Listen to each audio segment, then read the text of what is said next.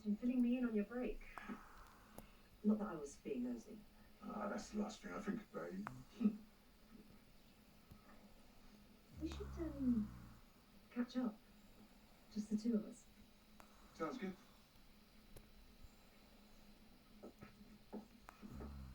How was Ethan, by the way? Yeah, he seems okay. A bit quiet. It's understandable. It's made him think about his name. I think we should get in touch. I had a feeling he was brooding over something. If that's what he wants to do, I won't stand in his way. Sorry. Don't be silly. That's what friends are for. And it sounds like you've got a lot on your plate. And for some reason, talking to you makes it easy to face.